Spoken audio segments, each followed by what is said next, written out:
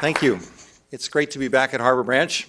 I visited here a number of times over the years. I last spoke here 23 years ago, I think it was. So if you don't remember that, I understand. And one of the research submersibles that I got to go down and look at ancient shorelines, I'll talk about that, was one of the submersibles from Harbor Branch years ago, the Clelia, when it was over in the Bahamas where I lived for about 25 years. But in the last 6 years, I've become a specialist about sea level. I stumbled into it in a way, but have a deep background in it in a true way, in that in college 45 years ago, as a marine geology major, I studied ancient sea levels because I thought it was really fascinating how they went up and down with the ice ages. And as a diver, when I got to go diving in the Bahamas, either scuba diving or in the research sub like the one from Harbor Branch, I would look for ancient shorelines, evidence when sea level was down much lower, and I'll talk about that. So my connections about that subject go back to my college studies and actually to one of the research trips done with Harbor Branch's facilities, so kind of an interesting connection. I explain sea level rise now not only all over the country but all over the world. I was in San Francisco last week. They have a big issue there. I'll show you some images. I did it to the government of Hong Kong about 2 months ago, the Miami Chamber of Commerce a month ago, Newport, Rhode Island, National Trust for Historic Preservation, looking at old buildings and what do we have to do. Federal agencies from Coast Guard to Homeland Security. As you'll see, I take a very diverse set of science, as Dennis alluded to, and cut across it and look at a longer term picture. And I guarantee you some of the things you learned tonight will be new. They may displace other things you've heard about sea level. There'll be time for questions at the end. I love questions. I've not been stumped yet in 2.5 years of doing this, so try it, it's fine. And I love talking to different audiences because people come at sea level with different concerns. Here in Florida, we tend to think we're ground zero. And there certainly is a real vulnerability here, but lots of places in the world are special in terms of their vulnerability to sea level rise. It's not just here. The first misunderstanding that happens with looking at sea level is when we look at the polar ice cap, the ice around the North Pole, like these images, most people think that that's why sea level is rising. I'm not going to embarrass anybody here tonight to find out which side of that question you're on, but let me make it easy. I would say that 90% of the people across audiences that I talk to assume that the melting polar ice cap is why sea level is rising. It's not. Like ice cubes in a glass, as they melt, they don't affect the level of liquid. Seems perhaps surprising, but if you think about it, it's true, and you can run that experiment at home with iced tea or gin and tonic, whatever you wish. And you'll probably want a gin and tonic by the time you're done listening to me tonight. I try and inject a little humor because this is a really sobering subject. It can be scary, and that's just the facts, and some things in life are. I'm going to try and give it to you. There's no politics involved, and really there's no agenda. It's to let you see a new world that's different than what we tend to think about with storms and other events that are in our experience. And it's really hard to see ahead to sea level rise, but I'm going to bring you there. You're going to see what's going to happen later this century in a way that I'm sure you've never looked at it before. Very few scientists have, because most of us look at specific things, and this is going to be a very holistic view. The importance of the disappearance of the polar ice cap, that is the ice around the North Pole, not Greenland and not Antarctica, which we'll get to in a minute, is two things. As we go from bright white ice, which reflects sunlight and heat, to dark polar ocean, which absorbs it, it's like having a white roof and then painting it black. Your house is going to get warmer, right? Your air conditioning bill will change. We know that. That's intuitive. And I'm going to explain science just that simply. Not that you need it dumbed down to that level, but I want to give you explanations that you can use on anybody. That's my goal, is to make the science so clear you really don't need to understand science. The second importance, besides the Arctic going from a reflecting surface to an absorbing surface, which accelerates the warming as the planet absorbs more heat as the ice melts, even though it doesn't affect sea level. The real other significance of the melting Arctic, the disappearing polar ice cap around the North Pole, is that it proves warming. You know, when I talk about sea level rise or climate change, however you want to look at it, some people say, oh, well, this has happened before. It's a natural thing. The polar ice cap's been there for 3 million years. It's going to be gone starting for a few weeks in September and then increasing periods of time in successive years in the next couple of decades. There are people already investing hundreds of millions of dollars in shipping ports in the Arctic so that when ships during the ice-free months can go across the pole and save tremendous distances shipping, that there will be ports ready on the northern side of Canada and Russia. This isn't make-believe stuff. This is real business and really happening. The Coast Guard, for which I'm an advisor on this subject, is trying to get ready for when they'll need to do more work as the Coast Guard and Navy up in the Arctic, when there's more shipping up there. But the fact that the pole has been frozen for 3 million years really should give us pause. This is not just another natural cycle. The Arctic has not been ice-free in 3 million years. This isn't a matter of instruments and accuracy and where the gauges are. Ice melts at 32 degrees, whether you're Republican or Democrat. It doesn't care what you think, right? It's a visual thermometer. If you warm the planet enough and let enough years go by, the ice will melt. And when people say it's happened before, they have no idea of time scale. You will know that by the end of this evening. You will have the arguments about the ice ages to really pull the rug out from underneath anybody who tries to tell you that, oh, well, this is just a natural cycle. It's happened before, it's going to happen again, and so on. You'll see the reality. I have done this for 2.5 years since my book was published, and people have tried to wanted to challenge facts, and it hasn't happened. I have an impeccable record. I didn't think this would happen. I really was sure that some deniers or some people with financial interests, contrary or political beliefs that just didn't want them to accept this, would find some argument that I'd missed. Hasn't happened. Law firms have really done searches, and there is no refuting any fact in my book or point in my presentations. I've been on the Fox Business Channel, put up against one of the big paid climate deniers, Dr. Patrick Michaels.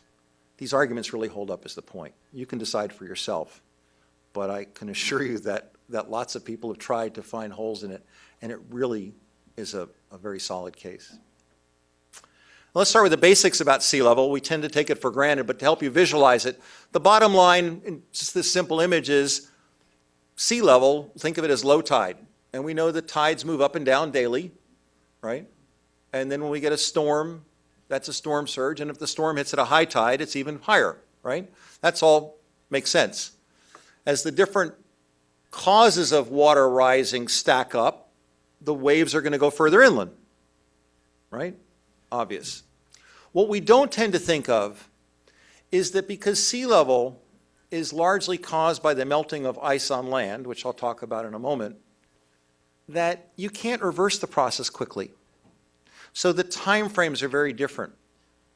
High tide, extreme high tide events dissipate in hours. Storm surge, even from a Sandy-like event, dissipates hours or days at most. Sea level cannot go down for over 1,000 years, no matter what we do.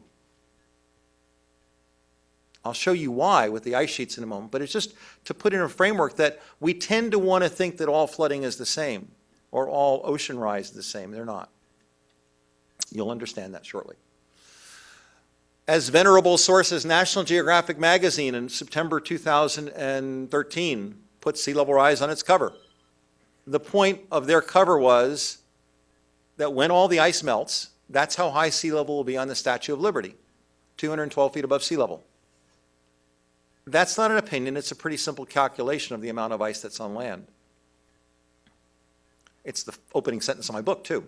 when all the ice melts, sea level will be 212 feet higher.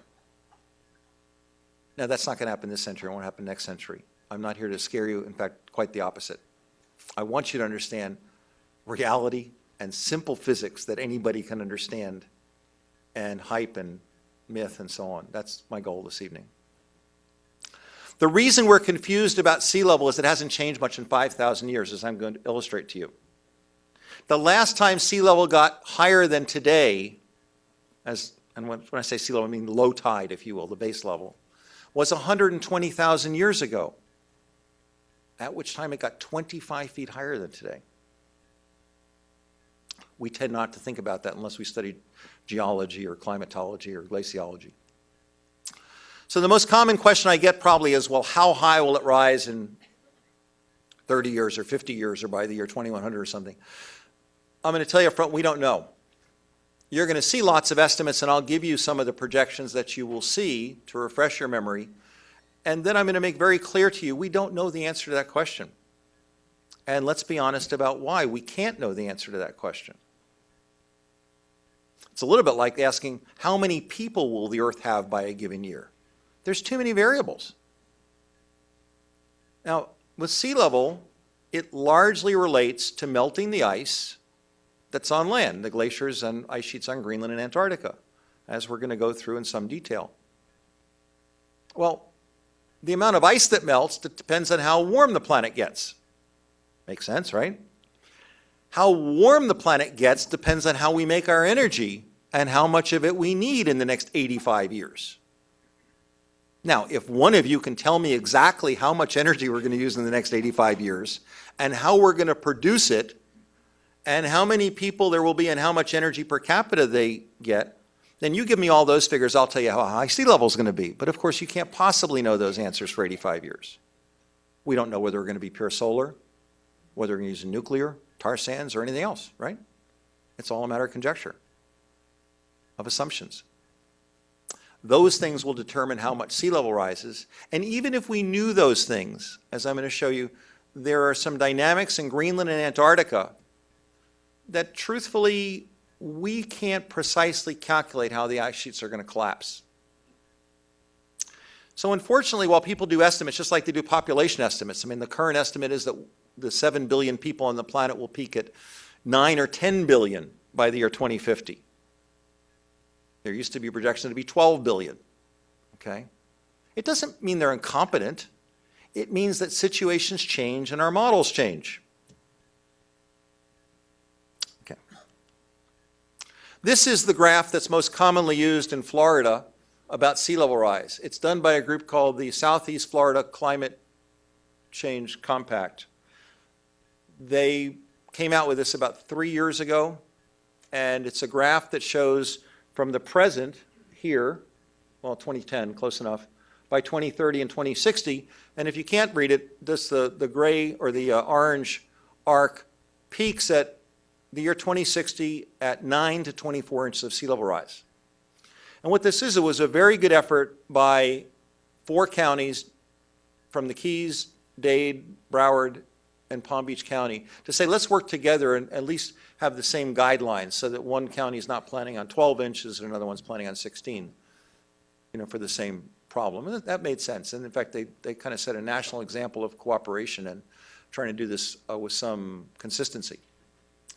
Those figures will probably be raised because that's been the pattern of sea level rise projections. They do keep getting higher. But it's also based upon the same uncertainties I just gave you. It's not absolute. People tend to think, well, the worst that could happen is 24 inches by 2060. No, that's the highest example based upon a series of assumptions in that model. And the models do keep getting higher, by and large. Now, Florida, we all know what it looks like. It's a pretty distinctive shape. 20,000 years ago, Florida was much larger. Sea level was 390 feet straight down, lower. Florida is essentially twice the size.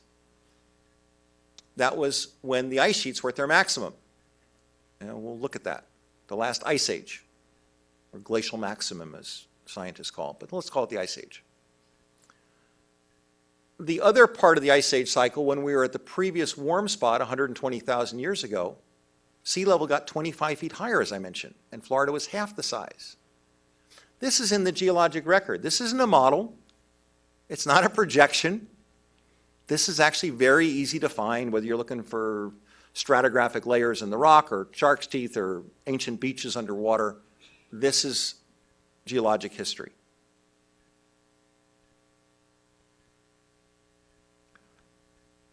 Now, one of the other upfront parts here I would like you to think about is we tend to think flooding is all the same. It's not. And no matter where I travel, I find that there's a tendency to confuse storms, hurricanes, if you will, and the flooding that comes from that. Extreme tides, which are more predictable. We'll talk about that in a moment. Sea level rise, which gets wrapped in somehow with the first two.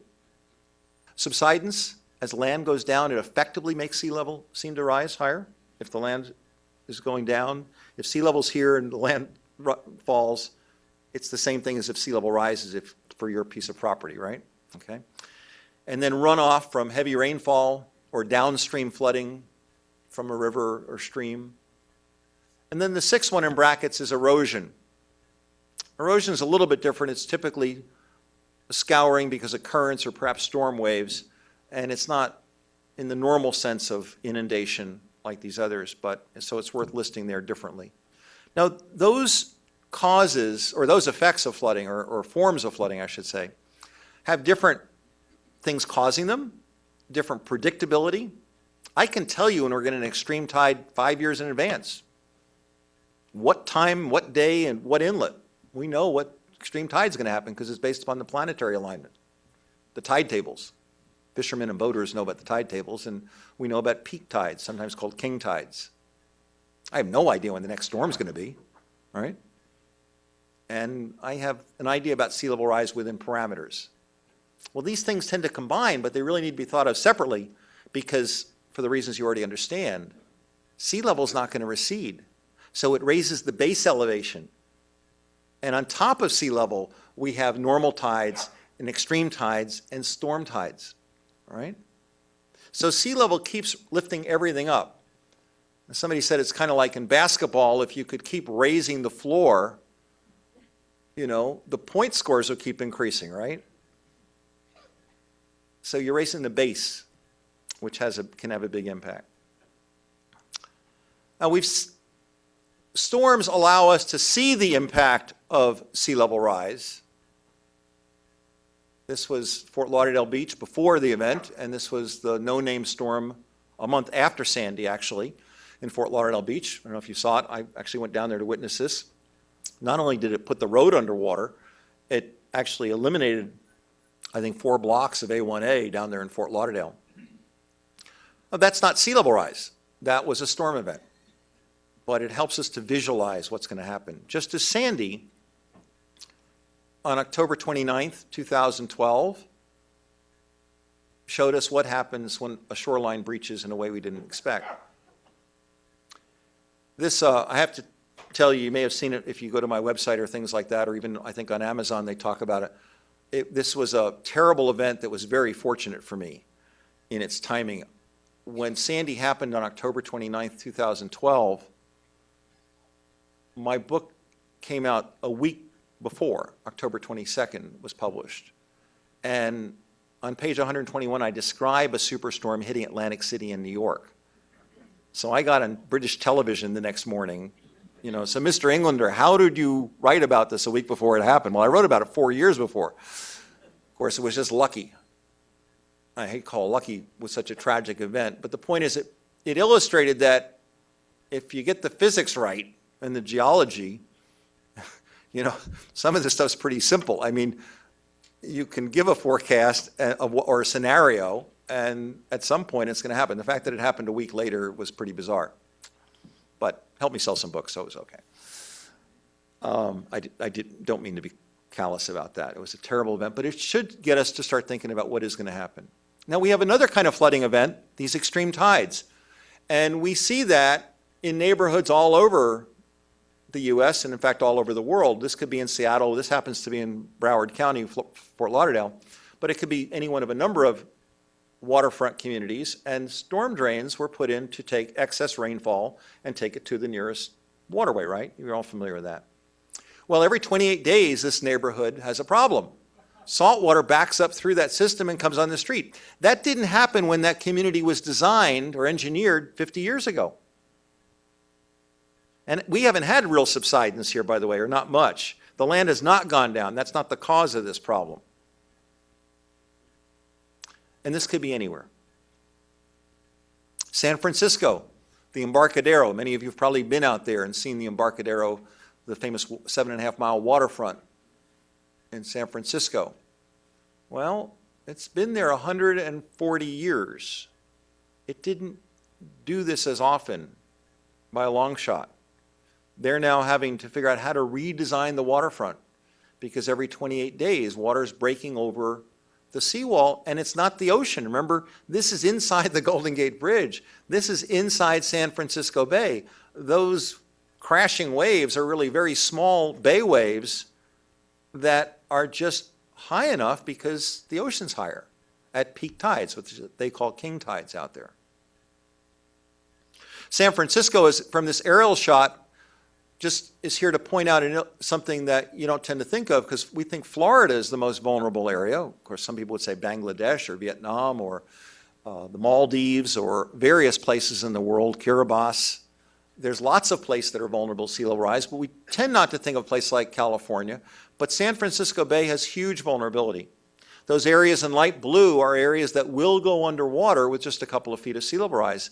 They were all fill land because the bay, they made land basically by filling in 10 or 12 feet of water depth because it was a cheap way to make real estate in a very valuable area, and it was protected from the ocean, so they were safe. So they made it 2 feet above sea level. Well, now not only have ports and airports, we have entire cities in the Bay Area. I was there last week that have been built on fill land that's 2 feet above sea level, as flat as this table. And when sea level gets that high, the whole city is going to flood. And it's not just coastal cities. The other interesting thing about sea level, we tend to think it's like a storm that's going to hit the beach. It's not. It's going to go to the lowland behind the beach and up tidal rivers. Sacramento, California, just as one example, but this could be Hartford, Connecticut, it could be Washington, D.C., it could be London, England. Cities on tidal rivers are vulnerable to sea level rise too. So that's another difference between storm surge, which hits the coast with waves, and sea level, which finds the lowland wherever it happens to be. Has a much wider impact area. Not only that, Sacramento is not only on a tidal river, the river has basically been formed at this point in history by over 1,000 miles of earthen levees, similar to New Orleans. In fact, analysis by various federal agencies says that there's more vulnerability to sea level rise breaking the levees in Sacramento than there is in New Orleans. And it's not only the capital city of Sacramento, it's the rich, valuable farmland beyond that, which is why the levees were put in there over the last 2 centuries. So sea level really needs to causes us to think different. We tend to think of it like a storm or like these extreme tide events, but it's really fundamentally different. And we're not prepared for it because it hasn't happened in all of human history. So what do we know about sea level rise?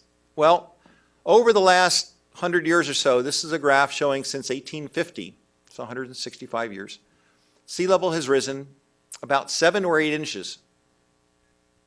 And sometimes people question why the blips in the line. That's an interesting scientific question, and there are some answers to it, but I think you just need to step back and look at the big picture. Pretend this was an investment opportunity, right? You wouldn't care that it blipped up and down if it had that kind of trend to it, would you? You can bet the trend even if it's not going where you want. The trend is your friend because you can see where it's headed, and you actually can get ahead of a trend even if it's going in a direction you don't like. So sea level rise is not only increasing in a long term, but if you look at this chart very carefully, and in the upper right, the little red line, the straight line, indicates that the rate of increase is steepening, or that sea level is rising at a faster and faster rate, decade by decade, not year to year. It doesn't do that.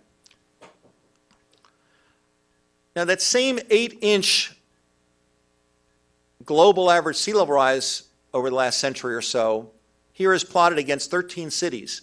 That same 8-inch line is this little red squiggly line down here. You see that, right? Okay. Well, here's 13 cities, from New Orleans on the left at 46 inches to Norfolk, Virginia, 30, New York's 14, Miami's 12, and Los Angeles is 4. So why would a global increase of 8 inches of sea level rise manifest as 46 inches in one place, 30, 12, 4? Because of the land subsiding or uplifting. New Orleans is compacting because it's silt, and we take oil and water out of the ground, and the land is compacting severely. Virginia Beach is a different phenomenon. It's a plate that's tilting. It's a tectonic effect. Los Angeles is being lifted because the Pacific plate, you've probably seen pictures that in the Pacific, the ocean plate is going underneath California, which is why they get all the earthquakes out there. And that's lifted Los Angeles by 4 inches. So a global sea level rise of 8 inches looks like 4 inches if you're measuring it from Los Angeles. Make sense? Okay. Again, things you wouldn't think of quickly, and so the discrepancy of 4 inches to 46 inches does create grounds for confusion or misinformation. This is to step back to almost 1 million years. I don't know why this graph was cut off at 900,000, but to show you that sea level in the 900,000 year pattern at the top goes up and down. There's a fairly regular pattern. I'm going to talk about that, but I want you to see the big picture before we zero in. And the last ice age cycle is blown up there at the bottom for some detail. But let's focus in on the last, since the last ice age. Again, about 20,000 years ago was the peak of the last ice age. At that point, as I've already told you, sea level was 390 feet lower. There are 2 or 3 interesting facts from this chart. One is that sea level got to pretty much the present level about 5,000 or 6,000 years ago. That happens to be about when we started keeping written records. By most people's arguments, it would pretty much about our human civilization. Some people might go back 6,000 or 8,000 or so on, but we don't go back much more than that. Organized farming started about 8,000 years ago. There's some cave paintings going back 40,000 years ago. But I think a case can be made that civilization as we know it is 5,000 years, more or less. Okay? So if sea level hasn't changed much in that 5,000 years, no wonder we don't think it's going to change much. 14,000 years ago, that bump, let's see if I can do it here. There's 2 bumps, actually. Scientists call that meltwater pulse 1A. Regardless, sea level rose quickly, about 65 feet in 400 years. By nature, no impact to man. That's in the geologic record. Go to any geology book online. This isn't a controversial statement. Sea level changes by nature. There was a natural cycle. We just kind of were ignorant of it. The truth is we didn't understand a lot of this until the last century or so, when we had the ability to kind of put together a more sophisticated case. So that's, now that happened because of the ice ages. Now if you have kids or grandkids that are the right age, you probably saw the 4-part science series, Ice Age. This was part 2, the meltdown. My daughter was 6 at the time. I've watched this 30 or 40 times, and I pretty much have it memorized. But besides being a good cartoon movie, it's actually pretty close to the big picture of what happened with the ice ages. And I show it both to make people laugh, because I've pretty much depressed them by this point, and I don't want them to reach for the Valium and other things that would take their edge off. But it's really just to make a point that that 2 miles of ice that's behind the animals, behind Manny, Sid, Diego, Scat, okay, I do know their names. Okay. behind the animals, that 2 miles of ice, call it 10,000 feet, 5,280 is a mile. So just round figures. I keep everything round figures, easy to remember. 10,000 feet of ice, as it melted, turned into 400 feet of sea level rise. Makes sense, right? That's about all the science you need to know to understand this stuff. It really doesn't have to be complicated. We don't need to use fancy, complicating terms. Not only for yourselves, some of you are more sophisticated in scientific understanding, but when we teach it to others, this is the level to teach it at. I've done this to all sorts of groups all over the world. People walk out of the room understanding it. All the pieces hold together. Another way to visualize it that I like is to say that pretend we're at the 30th floor of a building with present-day sea level, and that the elevator is sea level. Just 20,000 years ago, it was at the ground floor. It rose 30 floors, 390 feet to get to the present, and it got here about 5,000 years ago. When all the remaining ice on the planet melts, we don't know when, but when it does, sea level will be at the top floor of that building, another 17 floors or 212 feet up. I know I'm being repetitious, but I'm trying to help you remember a couple of numbers. You don't have to write down. Now, as I started out, we tend to first think about the polar region, which I mean the North Pole, not the Antarctic region, which I'll talk about, when we think about the warming of the planet, the melting of the ice, the plight of the polar bear. And most people assume why sea level is rising. You now understand not. I'm not going to get into the biologic or ecological issues today, but certainly the polar bear's got a problem.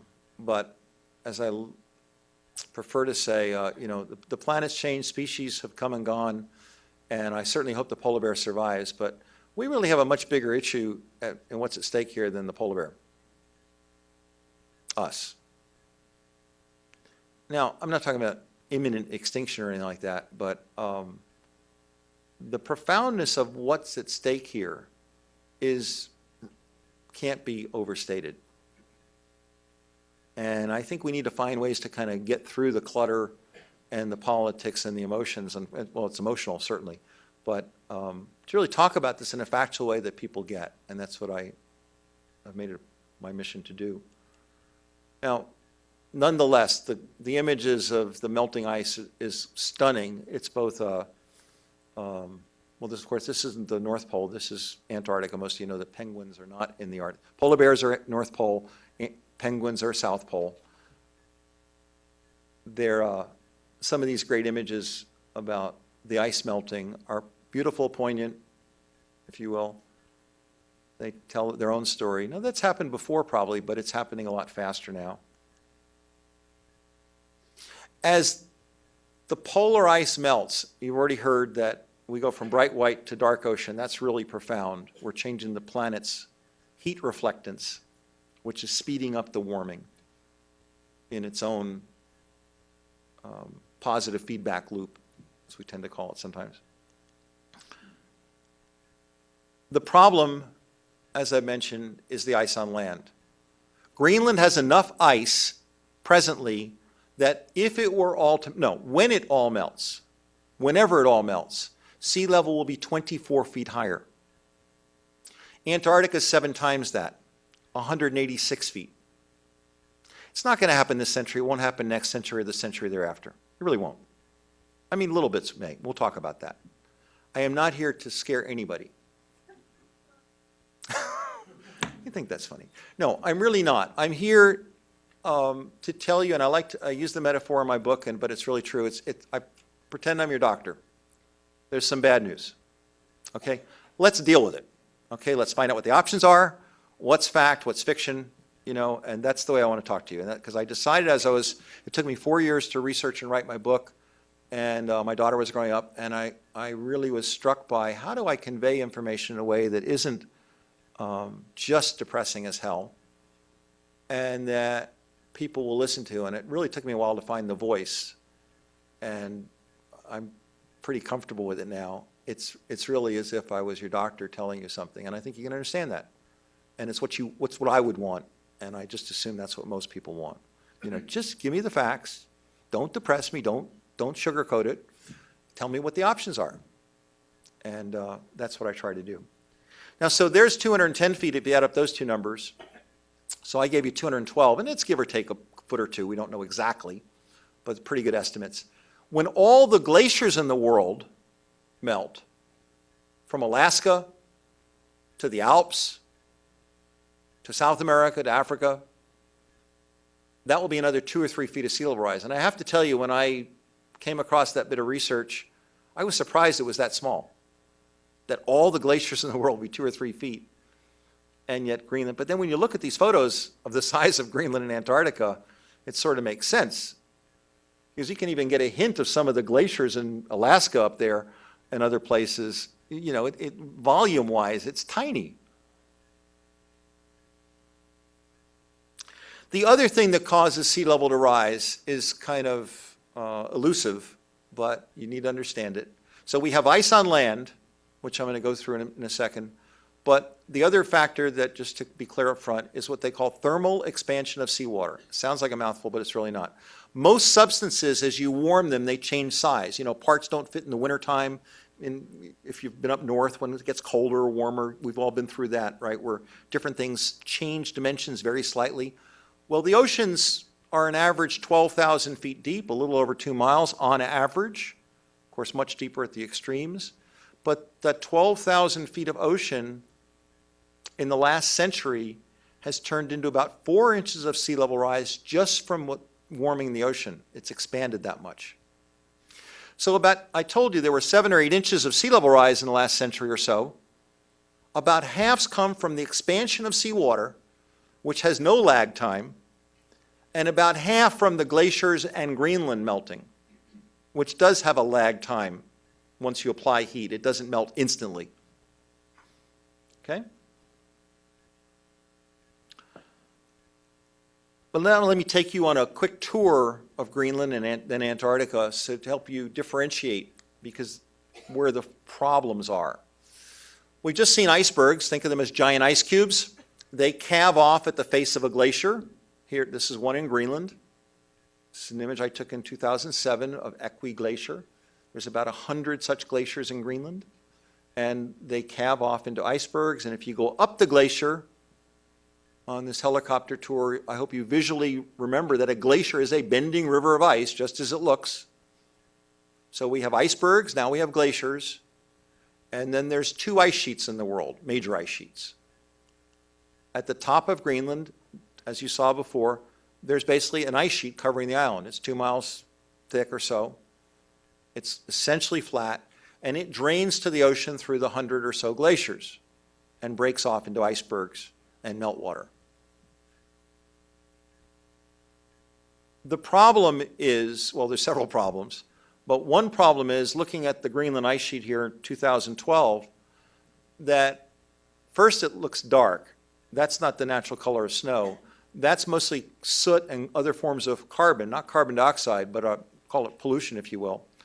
But carbon that settles in the Arctic, and again, like a white roof, black roof imagery, which you all would understand, the black roof absorbs more heat. The problem is soot lays down in the Arctic, it accelerates the warming. There's also some pooling water, they call them lakes, up here and so on, and that pooling water is a problem because that darker blue actually also intensifies the heat. And as you can see here very plainly, over a wide area of the ice sheet on top of Greenland, there's fissures. This isn't a flat sheet that's just melting from a flat tabletop surface. There's fissures going down vertically, very easy to see. And that has a dramatic effect because as the ice sheet fissures, the heat and the melting is happening down through the ice sheet, not at the top. These things are not fully in the models yet because they're acting in ways we can't quite predict. So the dynamics are changing.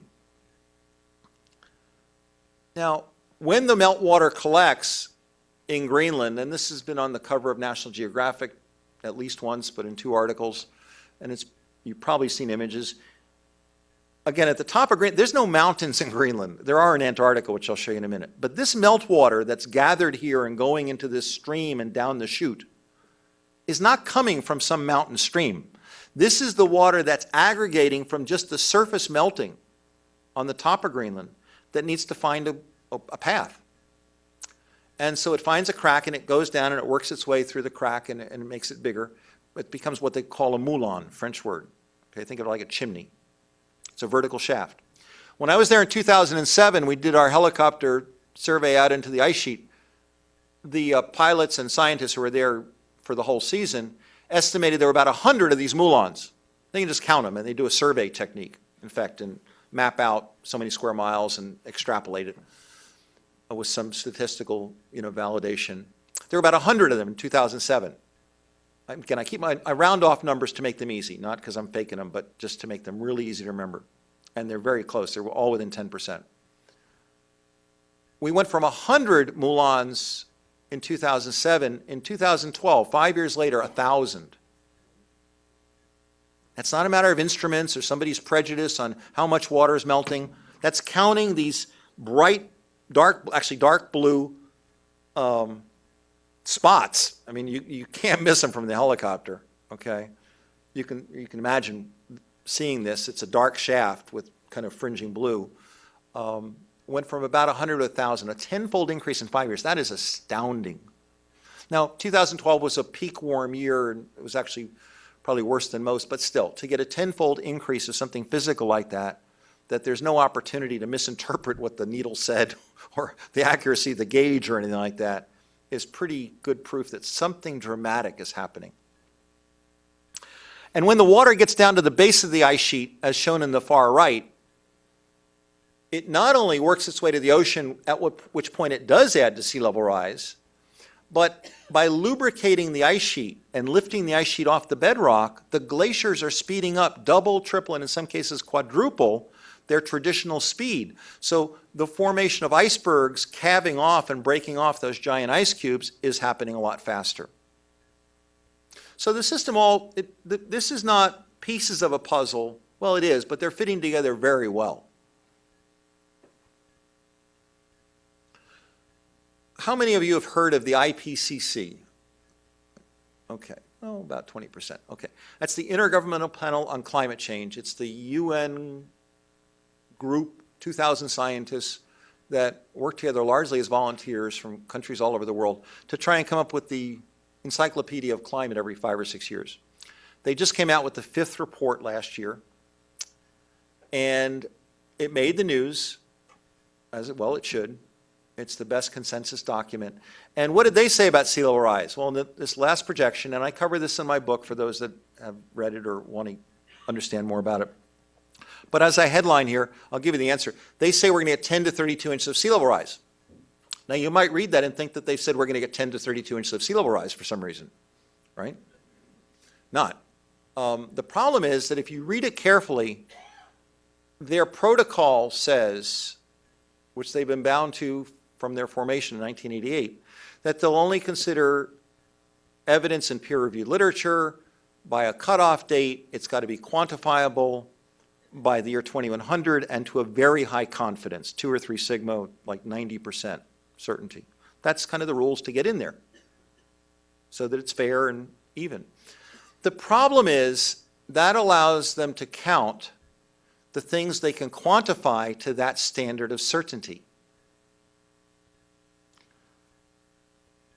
There are some unknowns. I suggested some, but I'm going to show them in some explicit now. I mean, one of them is methane, which I'm not going to get into much, but methane is escaping out of the seabed, the permafrost, and lakes in Siberia because there's slushy methane deep under the, or not deep under the ocean, actually shallow under the deep ocean, and in various cold climates that's been trapped. It's also essentially natural gas, and so when we do fracking, which is becoming more and more popular as a cheap energy source in America, what they call fugitive gas, or that escapes during drilling or even transferring it into trucks or whatever, that methane, or natural gas is essentially methane.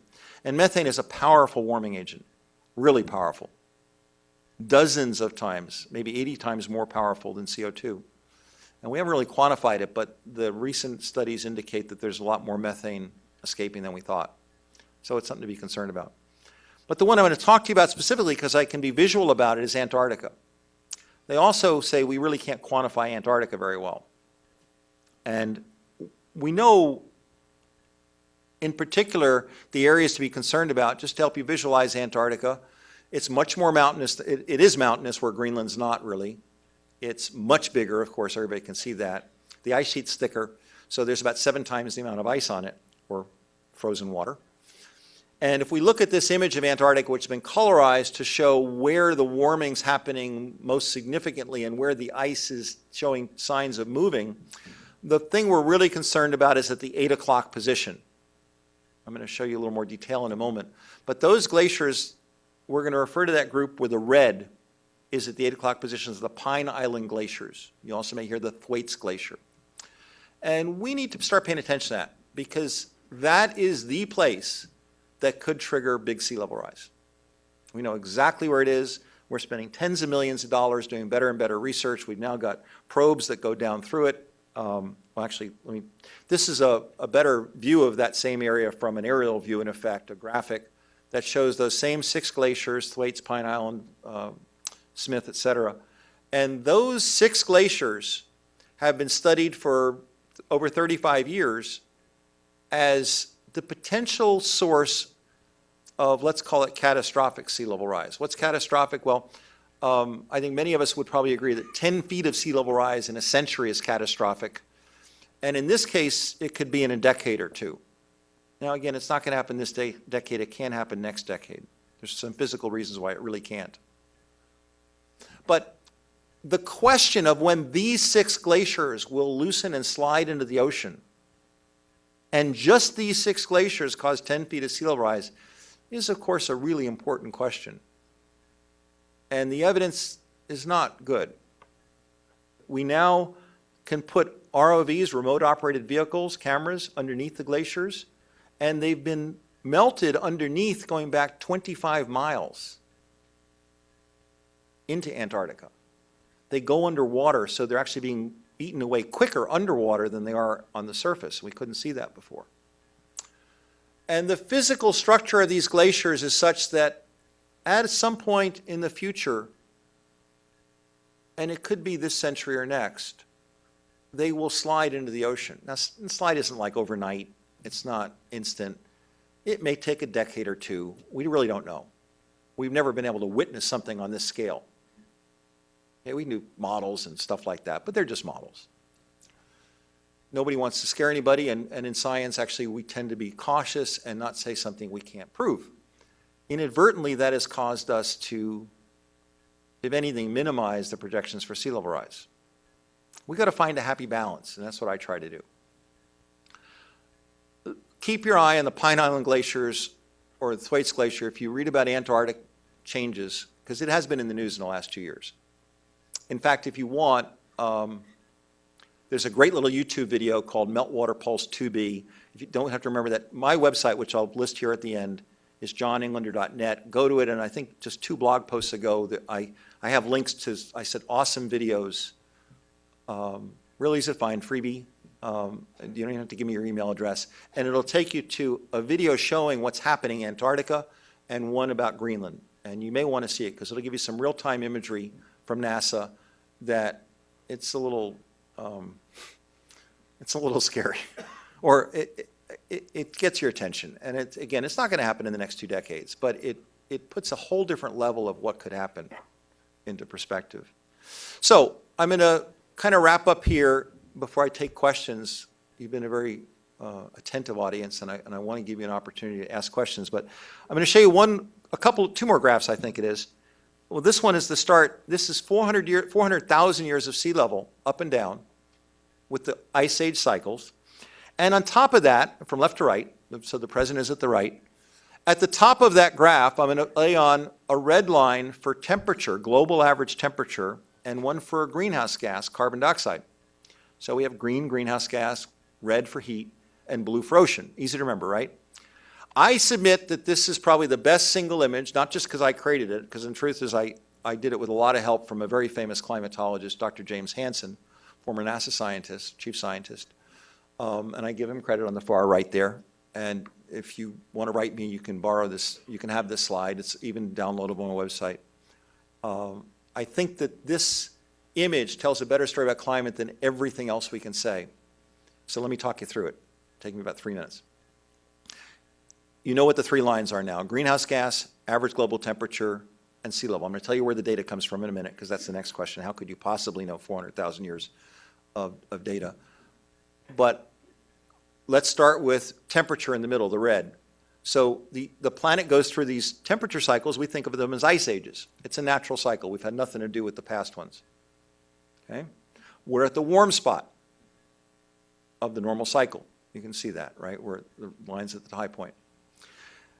As the planet changes temperature in a 100,000-year cycle that we call the ice ages, and it's roughly 100,000 years, really between 95 and 125,000 years, but let's call it a 100,000-year ice age cycle, the ice melts slowly but surely, and sea level rises. So that's why temperature and sea level always go together, more or less.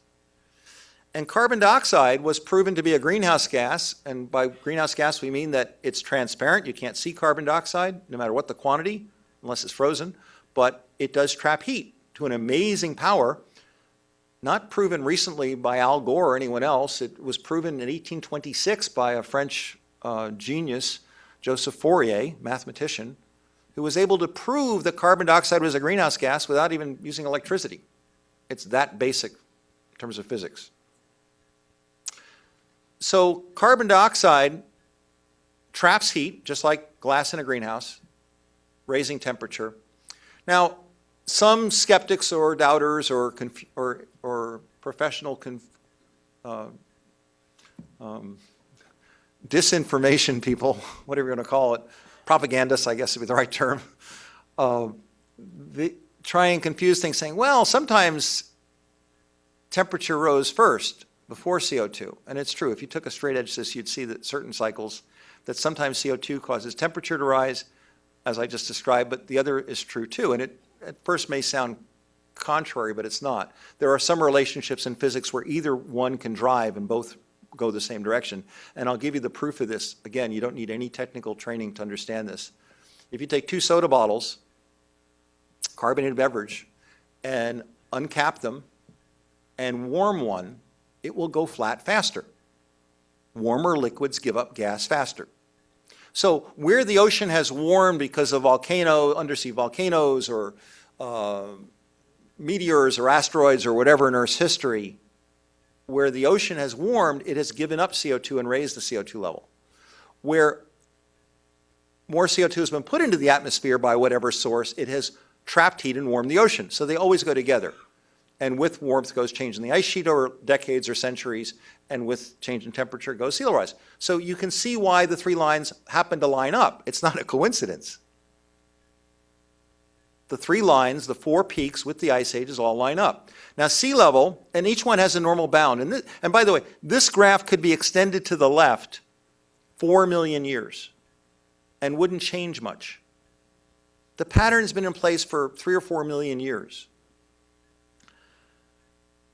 A couple of other things that are worthwhile noting, because this is such a great picture of climate, that the 100,000-year cycle, as you can obviously see, isn't even. It doesn't go down 50 and up 50. It goes down about 80 and up 20. And the Ice Age peaked 20,000 years ago. We were at the turning point. The reason it looked like sea level wasn't changing was because we were at the turning point. I didn't see that till I wrote the book and researched it, frankly. I was always confused why sea level had been so stable for 5,000 years. It was just like going to the inlet here out back. High tide comes in, the water goes up, 20, 30 minutes, it just swirls around and doesn't seem to change, right? Slack tide, you've all seen that, right? At any inlet, before it goes out. Well, our 5,000 years of Earth's history happened to be slack tide. We got fooled. I guess it was kind of a, Mother Nature's gotcha joke, sort of, I guess. Fooling us into building on the shoreline as if it was permanent. We didn't know any better. We really didn't understand this till 100, 150 years ago. And the other notable thing out of this is that the last peak, 120,000 years ago, as I've suggested, but here you see it graphically, is about 25 feet higher than present. We're going to go past that. There's no question. Even if we all stop burning fossil fuels today, if we emit no more carbon dioxide or methane in the atmosphere, sea level's going to rise. Has to. The ocean's already been warmed 1.5 degrees. It's like an outdoor swimming pool that's been heated, and then it gets cold outside. The heat stays in the pool for a while, right? Takes heat stays in water. It's much better than air because of the density, right? You've all seen the outdoor swimming pool effect, right? That it takes a while to warm a pool as temperature rises when it gets warmer. And once the pool is warmed, when it gets colder outside, the pool retains its heat, right? So that's the reason, because the 90% of the excess heat we're trapping is being stored in the ocean. So even if we stop the greenhouse gases today, and they're already 40% higher than in 10 million years, sea level is still going to rise, which is not what most people think or are being led to believe. I'm going to bring this all home to you in just a minute, and I know you're getting tired. It's in the evening, and but this will come clear in a picture. I'm going to try and give you a positive way to look at this, even though it seems like probably the worst news you've ever heard. But so the last time sea level was higher was about 25 feet higher, 120,000 years ago. We know that data from ice cores. From Greenland and Antarctica, we drill down, and different nations do it, different teams of scientists, and they all come up with pretty consistent answers. It's a great technology. It's only been around for about 20 years. It's similar to like taking a tree core, you know, and getting tree rings. This is done down, so it's horizontal instead of vertical. But pretty much the same concept, that you can go back or go in and pick your year by counting. And amazingly, you can get 800,000 years of data here from Antarctica and date these slices of the cores that you get out of the shafts here, a slice like date it to within 3 years, 800,000 years old. Really great technology. I used to say cool technology, but it elicited too much of a groan. The air bubbles that are there were the air spaces that were trapped between the snow crystals. And as it compacted and became ice, and then under weight became pressurized ice, the bubbles shrank, so now they're pressurized. So every one of those bright dots between that person's fingers in the lower right is an air sample. And we have the technology, just like in medical technology, to do microanalysis today, and we can get the percentage of carbon dioxide that was in existence. And temperature, of course, is the temperature of ice, so we don't know, that doesn't tell us anything, but there's gases in there, and there's 2 isotopes of oxygen, 16 and 18. And their proportions vary with temperature because of their molecular weight. So there's a really simple relative marker of temperature change. And it's statistically been validated, and teams of scientists from different countries, different universities, different institutions, so it really holds up. And we have 800,000 years now of CO2 and temperature record from the ice cores. We didn't have that 20 years ago. Some people say, oh, they couldn't possibly have data going back more than 100 years. No, we have really good data. Frozen data samples. And then we find ancient sea levels, as I described to you up front. You can find ancient shorelines underwater. I did that back in college and have done it since. So that's how we get carbon dioxide, temperature, and sea level from different research groups around the world, creating a pretty consistent composite picture that you saw there in that 3-part chart.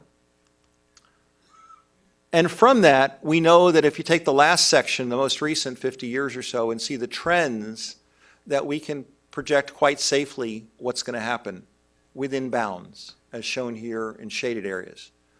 We know that there's enough heat in the ocean, again, that even if we do all the right things environmentally and being green and solar and all those really important things, if we don't do them, this is going to get out of control quicker. But that sea level is still going to rise. And that's just an unfortunate truth. There are some things we can do if we start paying attention and get rid of the politics and the emotions and the nonsense and the disinformation and the propaganda. This is an example from the Netherlands, a town where they weren't worried about sea level rise, but they've had big storm problems from the North Sea and river flooding. And as you know, in their countries, most of it's was 30 percent below sea level anyway, so they've been reclaiming land from the sea for 1,000 years. So they're kind of experts at that. And this is a town that's been built called Lessingen. It's down near the Belgian border. And just to give you an example of what can be done with really bold thinking and futuristic planning, this relatively modern town, you can't quite see the water on the far right at the beach there, but if you walk yourself leftward, the black area is really the, I guess it's pavement of some sort or macadam that getting them up to the height of the levee, and you can count the steps, so it's about 6 or 8 feet. And then the roadway is another several steps up, and then the building height's another 5 feet, and the ground floor of the building in this town by code has to be a wash through. If a storm wave goes through the ground floor, it can do no damage. No electrical equipment. And so it's a good example of planning. They've bought 25 or 30 feet of a combination of storm surge, extreme tides, and sea level rise. Now here in South Florida, where it's porous limestone, we don't quite have that luxury that we have to really build up because they're able to protect lowland inland. If you've flown through Amsterdam Airport, Schiphol Airport, it's 11 feet below sea level. It's one of the many polders, as they call them in the Netherlands, which means low area protected by a levee outside. There, they have enough clay in the soils that they can keep water out. If we did that here, it would just percolate into the lowland behind. So we have to lift everything we want to protect in Florida, and the Bahamas, and the Maldives, and most coral-based islands.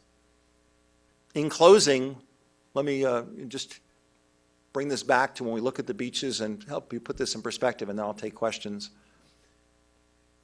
We tend to forget when we look at the beach, which seems to have a 10-foot rise in it, you'd think that you'd understand intuitively as sea level rose how the shoreline to move inland. We don't.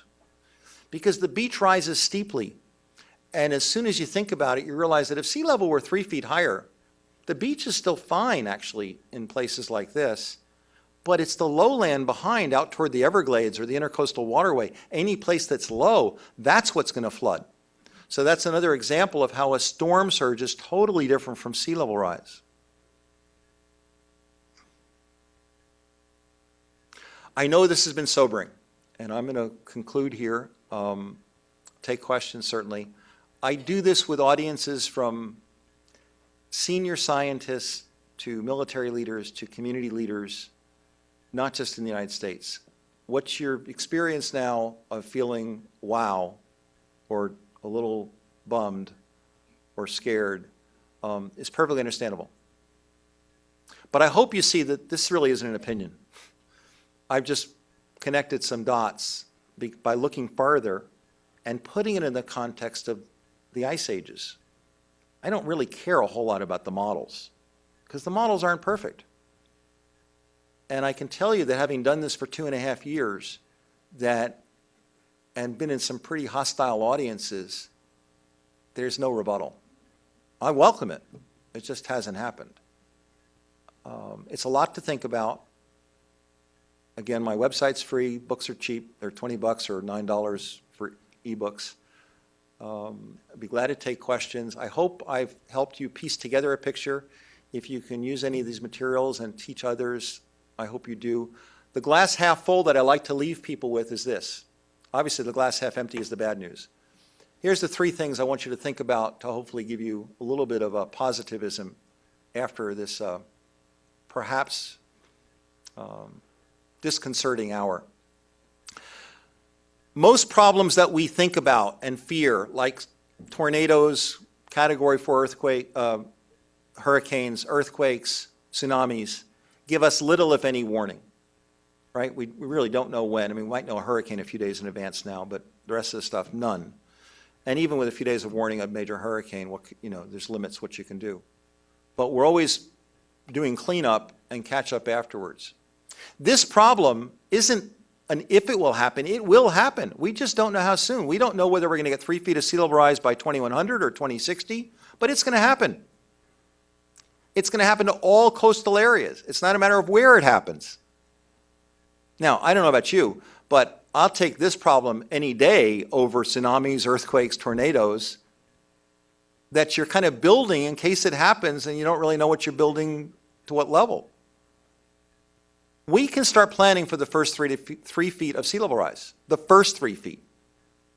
I say 3 feet. Why do I pick that number? Well, it's a meter if you're into metric and international stuff, but it really forces us to think higher if you're an architect or engineer or building the new dock on your house or figuring out the new floor elevation or the new design height for your water system in your community or sewage system. We don't know when we're going to get the first 3 feet. The soonest is 2060. I would say the latest is 2120.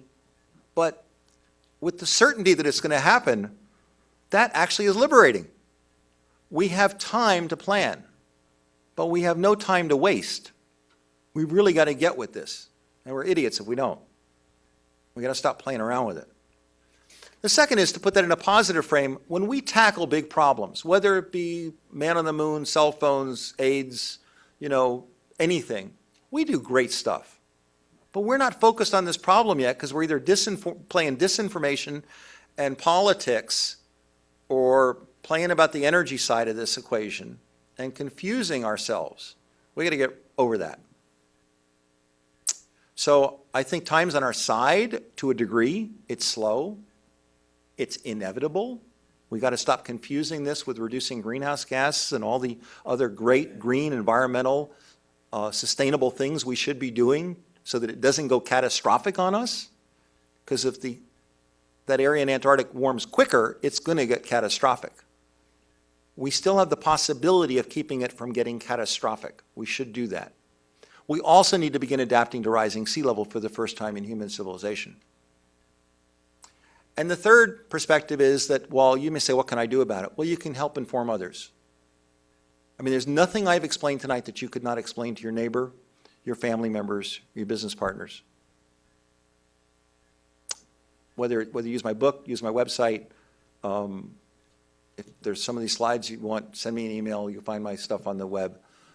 This is worth sharing, and it's not about my message. I've just put it together in a way that seems to cut through a lot of other stuff, and I hope you join me in sharing this insight into the future of this planet.